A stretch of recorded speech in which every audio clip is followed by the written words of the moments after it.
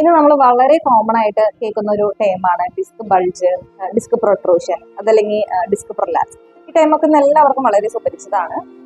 അതുപോലെ തന്നെ ഈ ഒരു കണ്ടീഷൻ ഇന്ന് ഒരുപാട് പേരിൽ കൂടുതലാണ്, ഈവൻ യങ്സ്റ്റേഴ്സിൽ പോലും. മുമ്പൊക്കെ നടുവേദനയുടെ ഒരു ഇഷ്യൂ ഒരുമാതിരി ഏജ്ഡ് ആയിട്ടുള്ള ഒരു 40 എബവ് അല്ലെങ്കിൽ 50 എബവ് ഏജ്ഡ് ആയിട്ടുള്ള ആൾക്കാരിലായിരുന്നു കൂടുതൽ കോമൺ ആയിട്ടുണ്ടായിരുന്നത്.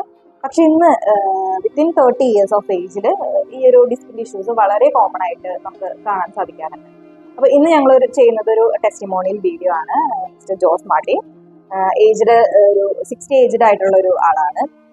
അപ്പൊ ആളുടെ ഒരു പ്രസന്റിംഗ് കംപ്ലൈൻസ് എന്ന് പറയുന്നത് സിവിയർ ആയിട്ടുള്ള ഒരു നടുവേദനയായിട്ടായിരുന്നു ആള് വന്നിട്ടുണ്ടായിരുന്നത്. ഒത്തിരി വർഷങ്ങളായിട്ടുള്ള ഒരു വേദനയായിരുന്നു. ഏകദേശം ഒരു 5-6 വർഷത്തിന് മേളിലായിട്ട് ഈ നടുവേദനയുടെ ഇഷ്യൂസ് ആള് ഫേസ് ചെയ്യുന്നുണ്ട്.